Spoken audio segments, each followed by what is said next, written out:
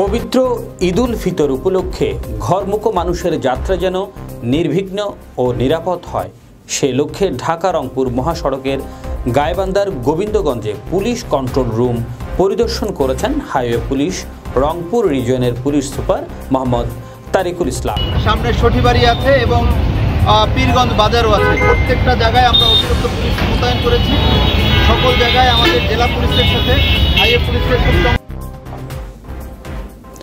বৃহস্পতিবার বিকেলে গোবিন্দগঞ্জে পৌর শহরের চারমাথা মোড়ে অবস্থিত পুলিশ কন্ট্রোল রুম পরিদর্শন করেন তিনি।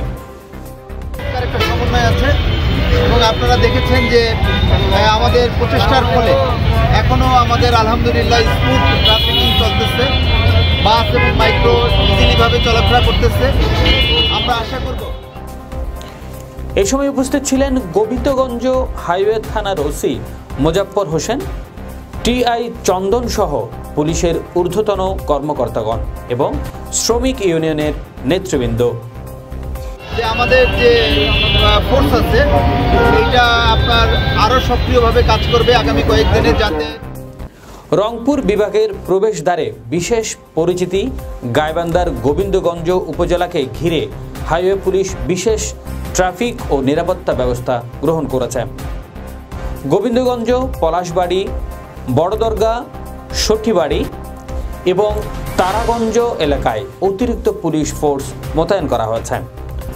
মহাসড়কের 24 ঘন্টার টহল ব্যবস্থা জোরদার করা হয়েছে যাতে যাত্রীদের নিরাপত্তা নিশ্চিত হয় এবং যে কোনো অপরাধ দ্রুত প্রতিরোধ করা যায়। এদিকে পুলিশের পক্ষ থেকে বলা হয়েছে মহাসড়কে ট্রাফিক আইন মেনে চলার জন্য অতিরিক্ত গতি ও ঝুঁকিপূর্ণ যাতায়াত এড়িয়ে চলতে বিশেষ নির্দেশনা দেওয়া হয়েছে। আরও নির্দেশনা দেওয়া হয়েছে সন্দেহজনক কিছু দেখলে নিকটস্থ পুলিশ কন্ট্রোল রুমে জানাতে।